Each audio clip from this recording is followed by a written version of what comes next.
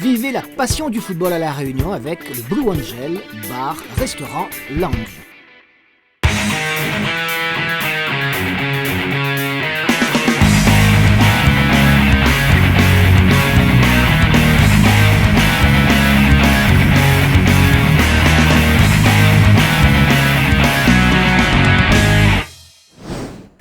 Bonsoir et merci de nous rejoindre pour la deuxième émission de ce week-end sur le football local. Hier, dans 97.4 Foot, à 13h, on vous a parlé des matchs de samedi soir. Eh bien, là, on va vous parler de ce qui s'est passé cet après-midi, même si on reviendra évidemment tout à l'heure sur les matchs qui se sont déroulés samedi soir pour une séance de rattrapage. Tout d'abord, donc, le choc de cet après-midi, direction le stade Raphaël Babé entre l'Excelsior, qui n'a toujours pas perdu sur sa pelouse, et la Tamponaise, qui n'a toujours pas perdu du tout dans ce championnat, donc toujours pas à l'extérieur. Le choc Excelsior-Tamponaise, les meilleurs moments, c'est tout de suite. Et dès la première minute, corner de Faro, finalement une reprise violente, détournée d'une aile de pigeon, un petit peu surpris. Mohamed El Madagri fait comme il peut, le gardien tamponné, chassant, qui a remplacé Tsenton, est tout heureux de voir cette balle lui revenir. Réaction de la tamponaise avec une claquette de Michael Grondin, et des tamponnés qui vont encore avoir une occasion avec Gladysson d'ouvrir le score. Finalement, il n'en sera rien, on en reste pour l'instant à ce 0-0. Une équipe de la tamponaise qui était venue non pas pour seulement défendre, mais qui a été obligée de revoir ses plans, elle qui a quelques soucis actuellement. C'est un peu l'esprit, malgré un petit peu les difficultés. On a Laurent Gaz en pleurs dans les vestiaires, il quitte le groupe. Et aujourd'hui, moi, je me base, je suis sur la conscience des joueurs. Et j'ai voulu lui maintenir ma confiance, malgré que je savais qu'il s'en allait demain. C'est comme ça qu'on fonctionne. Il y a un rapport entraîneur-entraîné respectueux dans les deux sens. Et les joueurs le rendent. Après, j'aurais aimé pousser nos actions un petit peu comme en première mi-temps, un peu plus loin sur la deuxième. Mais bon, en face, c'est une armada de joueurs, ça arrive de tous les côtés. Il faut être super précis, super concentré. Donc à un moment donné, c'est vrai que dans l'énergie, ça nous a été compliqué d'aller chercher à marquer. Donc à un moment donné, c'est vrai qu'on s'est bien défendu. Et en seconde mi-temps, il a fallu vraiment bien défendre face à la Furia de Saint-Josephoise. Ici, avec son numéro 7, vous l'avez peut-être pas connu, encore, pas reconnu, évidemment, Samuel Ojong, la nouvelle recrue de cette équipe de l'Excelsior. On lui laissera le temps de s'adapter, histoire de voir vraiment ce qu'il a dans le ventre. Mais paraît-il, il est pas mal. Alors cette équipe de l'Excelsior a dominé toute la seconde mi-temps avec, vous l'avez vu, une frappe de Jean-Michel Fontaine, repoussée par Chassant, le gardien de la Tamponaise. Une première fois, les déferlantes oranges reviennent en cette seconde mi-temps. Cette fois, on rate la cage, on ne parvient pas à reprendre ce ballon. Les tamponnés obligés de s'organiser pour défendre coûte que coûte, car ils ont vite compris qu'il ne fallait pas prendre trop de risques. Jean-Michel Fontaine qui est devancé par Fabrice Chassant, encore une fois, le gardien tamponné, excellent du reste. Il a fait oublier un peu Michael Tsenton, et c'est pourtant la référence. Alors on en restera là finalement à ce 0-0. On écoute les réactions. Oui, au niveau comptable, non. Mais je pense qu'au niveau qualité de jeu, surtout en seconde mi-temps, je trouve qu'on a fait une très bonne deuxième mi-temps. Manquait que les buts. Beaucoup de déchets quand même. Beaucoup de déchets dans la dernière passe, dans la finition. Mais je pense que, beaucoup quand même. Entre la première mi-temps et la deuxième mi-temps, qu'est-ce qui s'est dit au vestiaire pour que ça change de visage comme ça? Parce que de se lâcher, qu'il ne faut pas trop les respecter. On peut se faire plaisir, tous les mots qui peuvent faire avancer quelqu'un qui doute. Mais la plus belle occasion, Saint-Josephoise intervient à quelques secondes de la fin avec cette reprise de la tête de Jean-Michel Fontaine sur la transversale, sur le poteau des buts tamponnés. 0-0, on partage les points. Allez, belle opération tamponnaise quand même. La Sainte-Marienne était à nouveau au stade de l'Est Jean Yvoula cet après-midi pour y recevoir la Jeanne d'Arc. La tâche s'annonçait là encore ardue, même si l'équipe portoise, on le sait, n'est pas au mieux de sa forme actuellement. Elle côtoie les profondeurs du classement. Même direz-vous, la Sainte-Marienne également, mais qu'à peine dans le milieu de tableau, il n'a pas non plus convaincu depuis le début de ce championnat. D'où l'importance des points en jeu entre ces deux équipes, Sainte-Marienne, Jeanne d'Arc, Stade de l'Est, Jean Yvoula cet après-midi. Il ne fallait surtout pas arriver en retard au stade car les Sainte-Mariens ont rapidement ouvert le score dès la première minute. On écoute tout d'abord le coach Sainte-Marien, satisfait évidemment d'avoir enfin empoché les 4 points grosse bouffée d'oxygène. Ah oui, puisque ça fait un petit moment, on n'avait pas ressenti cette joie dans le groupe après nos buts, quoi. Et c'est vrai qu'on a mis aussi en place un jeu avec un pressing constant, aller chercher tout de suite le porteur, les obliger à jouer long pour qu'on récupère les ballons. Et je crois que ce plan de jeu nous a réussi, puisque sur le premier ballon récupéré, il y a une balle dans le dos tout de suite des défenseurs adverses. Et on a eu cette occasion de scorer assez rapidement. Et ce but, il est inscrit, je vous le disais, dès la première minute sur ce lob de Benayaya qui permet à l'équipe sainte-marienne de prendre ses marques immédiatement sur cette pelouse qu'elle connaît désormais bien et surtout de refroidir les velléités éventuelles de l'équipe de la Jeanne d'Arc, pris au gosier tout de suite, 1-0. Il faut donc remonter. C'est pas évident du tout, alors que évidemment ils manifestent leur joie. On revoit ce lob magnifique, il est totalement dosé comme il le faut pour battre Grégory Posé. Un Grégory Posé qui va avoir du boulot dans les minutes suivantes, car les Sainte-Marie ont décidé de tenter en tout cas de faire le break très rapidement face à une équipe portoise un peu déstabilisée par la tournure des événements, en tout cas la rapidité avec laquelle ils ont encaissé ce but. Et là c'est un tir de Soufou qui passe juste au-dessus de la cage de la Jeanne, une Jeanne d'Arc qui ne va jamais s'en remettre. On écoute déjà le coach. Oui, c'est pas normal, en plus on les avait prévenus, on les avait dit que Sainte-Marie, en les pressant un petit peu, en les faisant jouer un petit peu dans leur camp, ils allaient user des grands ballons. C'est ce qu'ils ont fait. C'est une erreur de placement de l'arc central. On voit un petit peu le début de match, l'entame de match. Ça nous tue, ça nous coupe un petit peu les jambes. On a senti les garçons un petit peu amorphes après. Ils n'ont pas pu revenir dans le match. Première mi-temps catastrophique. Deuxième mi-temps un semblant, on va dire, mais très très stérile. Une Sainte-Marienne sérieuse, on va dire, avec leurs armes, avec leur effectif, certes. Mais bon, c'est le foot. Il y a des soirées comme ça, il y a des journées comme ça, où on a notre croix à porter, on va la porter.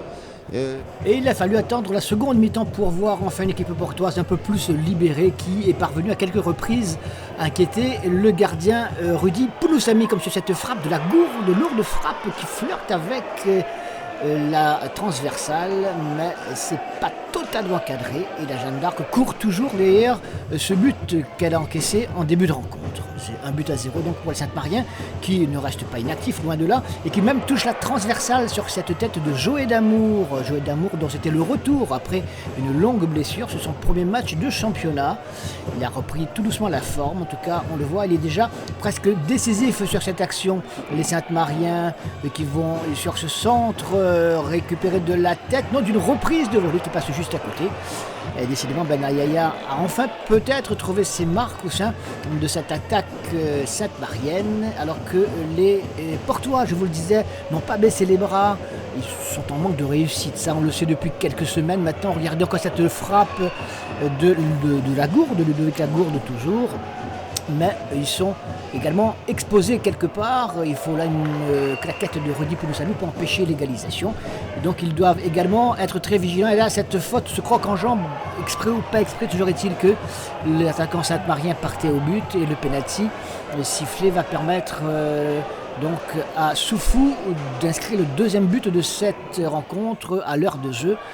Ce sera le score final, 2-0 pour la Sainte-Marienne. Il ne se passera plus grand-chose après.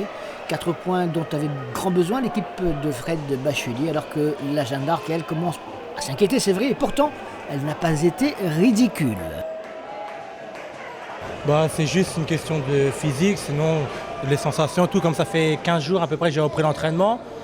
Donc voilà, après il manque encore du rythme, ça c'est sûr. Donc là pour l'instant je me suis attaché à jouer simple, bien défendre et jouer simple dès que je récupérais le ballon, parce que je ne suis pas encore prêt à attaquer. Donc jouer simple et faire mon job défensif, c'est tout. Il y a eu donc également des matchs samedi soir dont on vous a parlé dans l'émission 97.4 Foot d'hier à 13h. Et on va y revenir. Et on commence là aussi par le derby de l'Est, le derby de Saint-Benoît entre Bras-Fusil et l'USB. Allez, au regard du classement, avant cette 10e journée du championnat, Bras-Fusil comptait 3 points de plus que l'USB qui, si elle gagnait, rejoignait évidemment son adversaire du jour. Mais au vu de leurs dernières prestations respectives, il semble bien que Bras-Fusil, on dira, soit dans de meilleures dispositions pour essayer de remporter les 4 points de la victoire. Voilà pour la théorie en tout cas. Alors que s'est-il passé dans ce derby de Saint-Benoît? Bien la réponse tout de suite si vous ne la connaissez pas encore. Ouais, c'est un match qu'on a préparé normalement, comme les autres matchs. C'est vrai qu'il y a une petite saveur particulière, c'est le derby, mais avant tout, c'est un match à ne pas perdre, hein, parce que c'est une équipe qui joue aussi le maintien comme nous. Donc le mot d'ordre sera là de récupérer des points. Après, c'est vrai que c'est l'USB, ça sera le petit bonus de battre l'USB une première en D1, ça serait bien que ce soit Bras-Fusil qui soit vainqueur. Une petite sensation sentimentale ce soir là ou pas? Non, aucunement. Hein. La carrière de football, je l'ai fait de joueur, je l'ai fait à l'USB. Maintenant, je suis à Bras-Fusil. Non, donc s'il faut battre l'USB, ça ne changera rien pour moi. De toute façon, j'ai déjà joué contre l'USB auparavant. Donc, non, pas d'amertume. Si on a une victoire, on aurait un petit match. Non, on a préparé ce match normalement. C'est un match de Saint-Benoît, un match comme tous les autres matchs. C'est sûr que c'est un goût particulier parce que c'est 2 clubs de Saint-Benoît, 2 clubs amis. 2 clubs qui va essayer de produire un très beau football sur le terrain. Donc ça va être assez plaisant, je crois. Non, pas de pression. Pourquoi de pression? C'est un match de football. On est venu jouer. Est-ce le fait que les deux équipes ne voulaient pas perdre cette rencontre, ce derby dionysien, le premier de l'histoire du football dans l'Est de Saint-Benoît en tout cas, à ce niveau de la compétition? Eh bien, toujours est-il qu'il n'y a eu ni but ni véritable occasion donc de part et d'autre dans cette rencontre. Une rencontre qui a permis également à un public de Saint-Benoît de se retrouver entre deux équipes qui se respectent. Et ça, c'est la meilleure des choses que l'on pouvait noter dans ce genre de confrontation. Alors le public, on va y aller. Regardez. Les plus bruyants, les plus présents, les plus dynamiques sans doute sont ceux de l'équipe de Bras-Fusil. Ils ont envie de s'exprimer, eh bien on les laisse faire.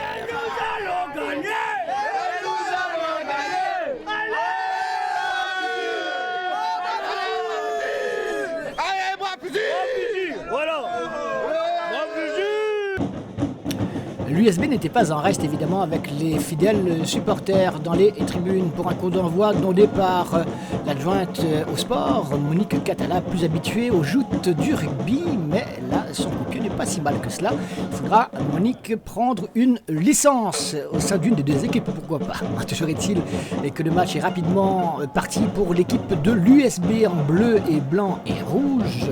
Le bleu, blanc, rouge, ça nous rappelle quand même l'équipe de France avec une première sortie du gardien de Bras-Fusil dans les pieds de l'attaquant bénédictin. L'USB qui va aller légèrement dominer cette première mi-temps, mais la plus belle occasion reste tout de même au cours de ce premier quart d'heure dans les pieds de Cédric Rogin qui aurait pu pour l'équipe de Bras-Fusil ouvrir le score. Il n'en est rien, l'équipe de Bras-Fusil qui va sur ce corner également faire passer quelques frissons dans le dos des supporters de l'USB, mais toujours évidemment 0-0.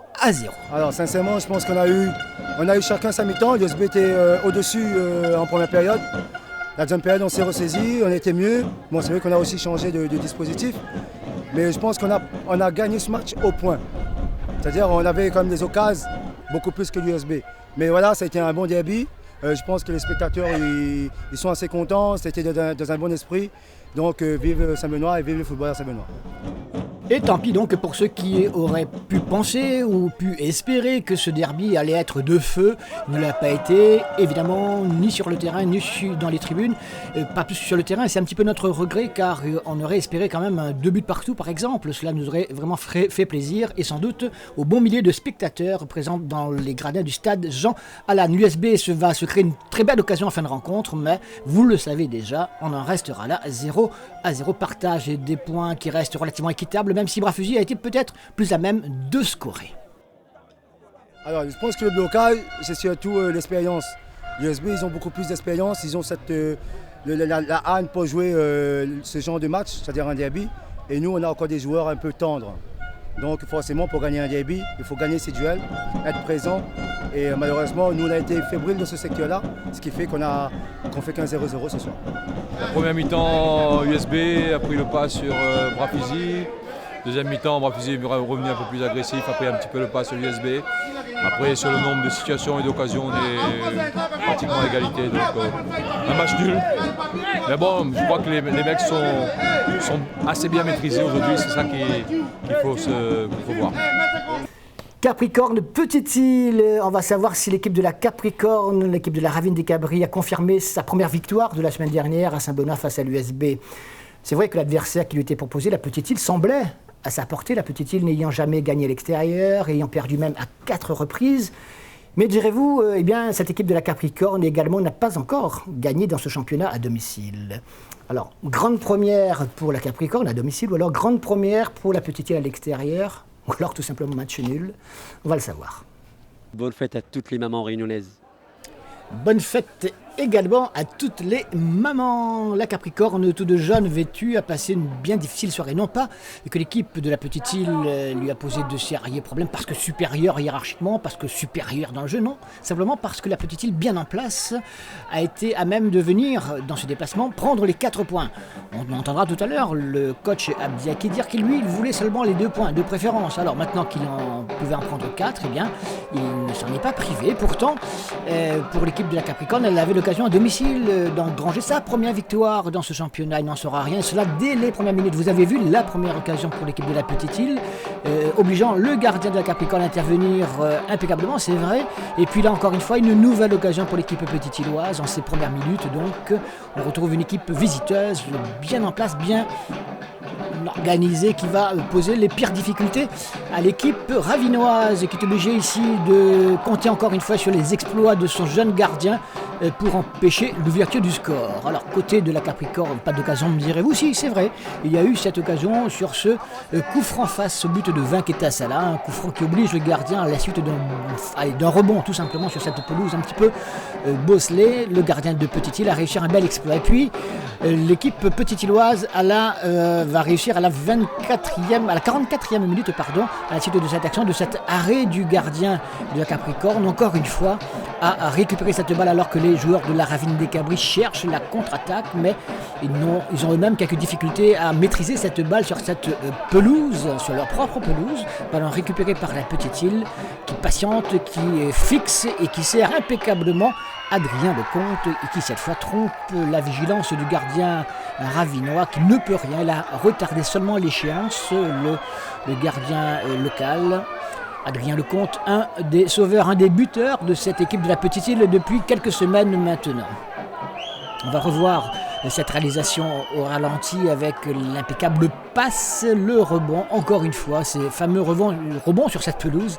Lui, Adrien Lecomte, ne se pose pas trop de questions, il maîtrise la course de cette balle pour permettre à son équipe de mener par un but à 0. Et puis dès le retour des vestiaires, justement, on y est avec une nouvelle attaque petite-îloise. Cette fois, c'est Francky Kéré. On est à la 52e minute. Francky Kéré qui double la mise pour l'équipe de la Petite-Île, qui va empocher les 4 points de la victoire, mieux qu'elle ne l'espérait. Mais c'est totalement mérité, 2-0 à ce moment-là. Les carottes sont cuites, comme on dit.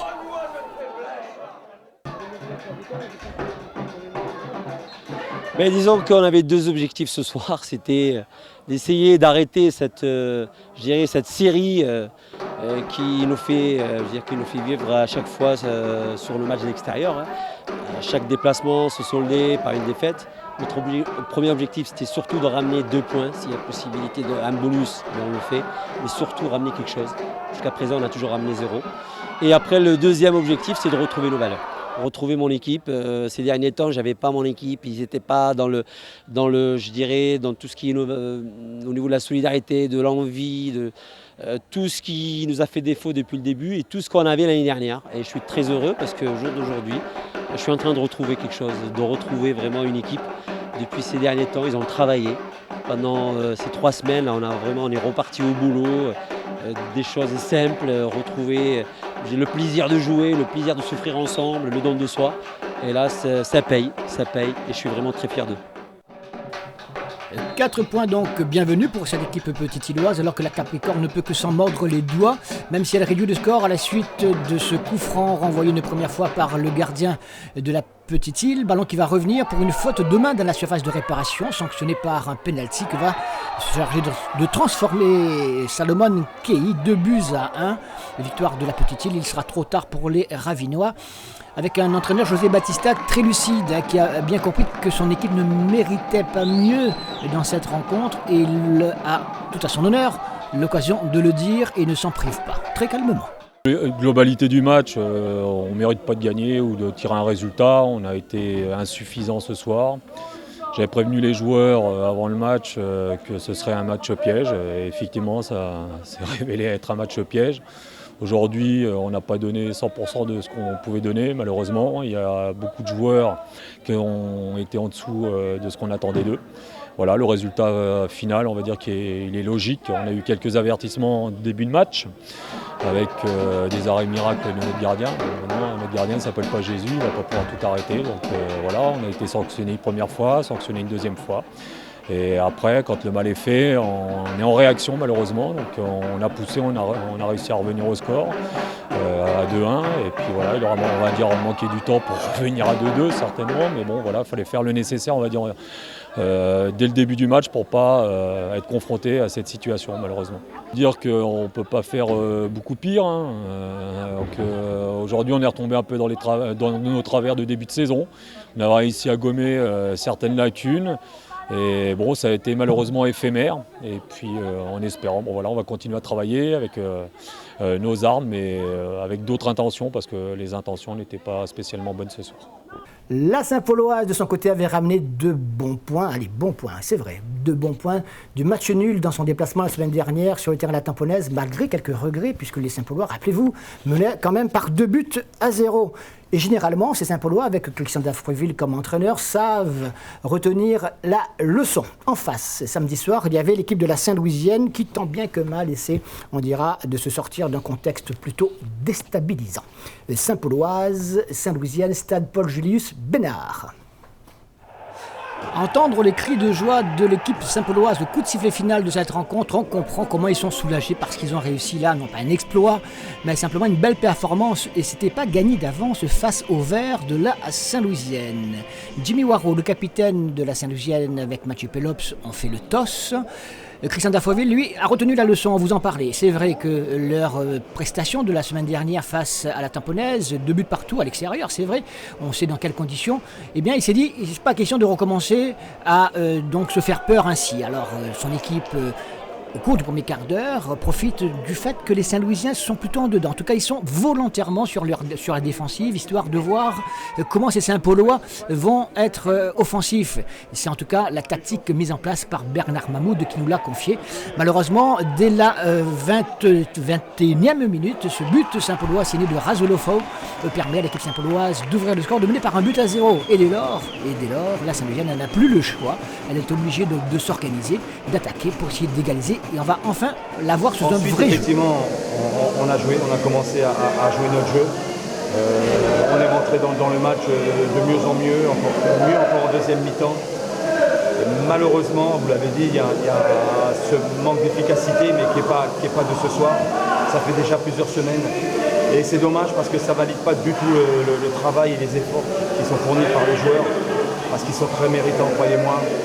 Avec tous les problèmes qu'on vit depuis le début de l'année, ils sont là, ils répondent présents, ils se battent, ils jouent les biens. Et malheureusement, on n'est pas récompensé. Faute d'efficacité, c'est aussi bon. Si on n'aimait pas les buts, c'est qu'il y a une raison aussi. Donc voilà. Mais tout le reste, c'est dommage et c'est frustrant pour les joueurs. Et j'aurais aimé pour eux qu'on fasse un bon résultat ce soir. Parce que pour l'ensemble de ce qu'ils font à l'entraînement et en match depuis le début de saison, depuis les événements, je pense qu'ils mériteraient ça.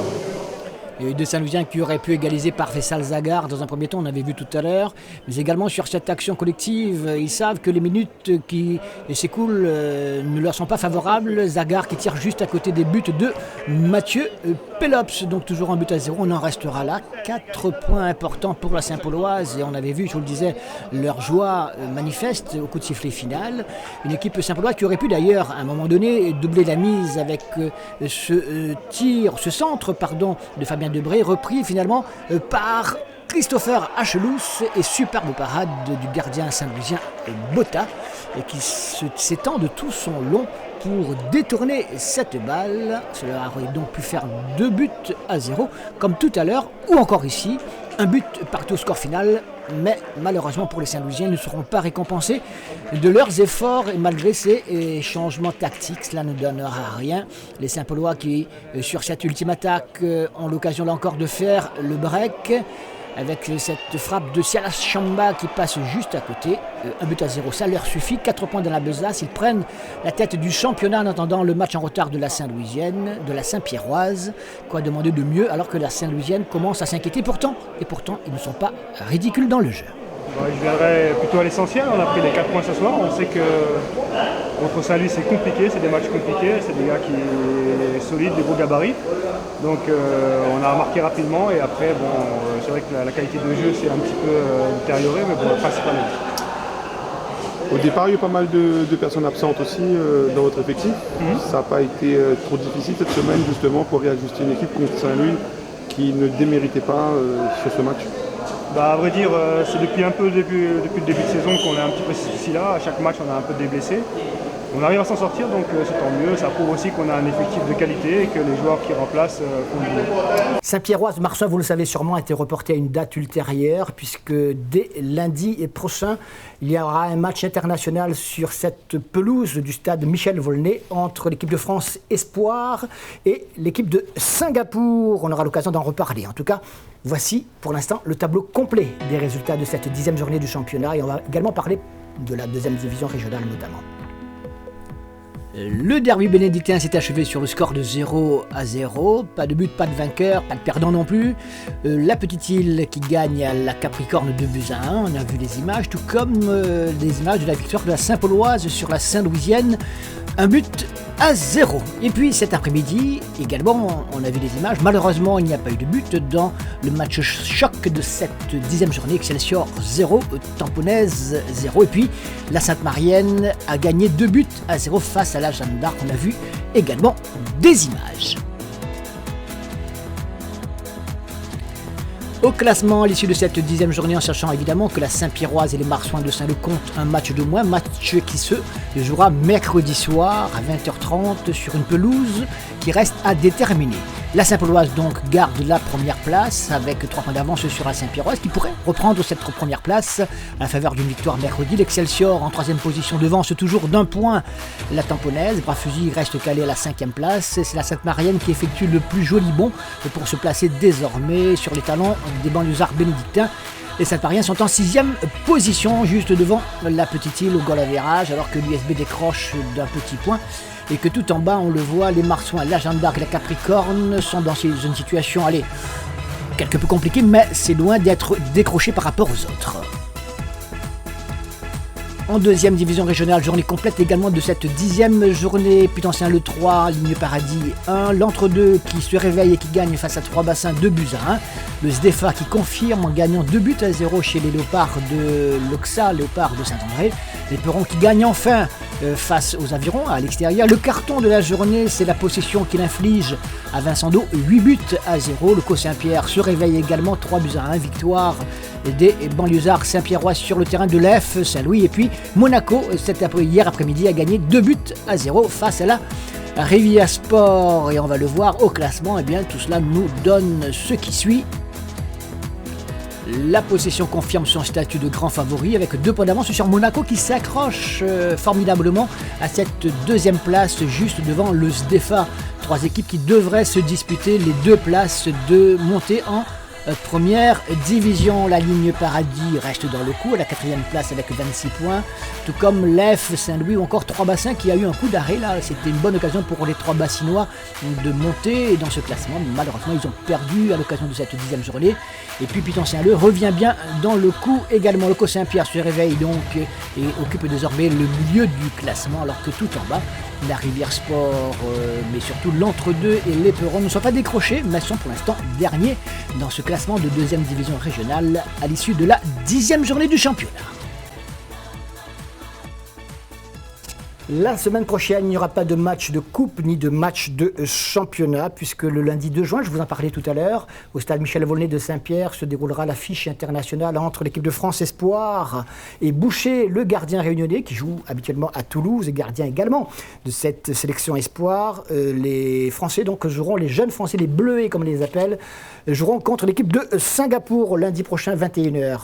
On consacrera d'ailleurs un numéro spécial en présentation dans notre prochaine émission 97.4 Foot dimanche dimanche à 13h, mais également, notez-le, nos habituels rendez-vous lundi à 20h50. En attendant, passez une excellente soirée, une excellente semaine et à dimanche prochain, 13h. Salut!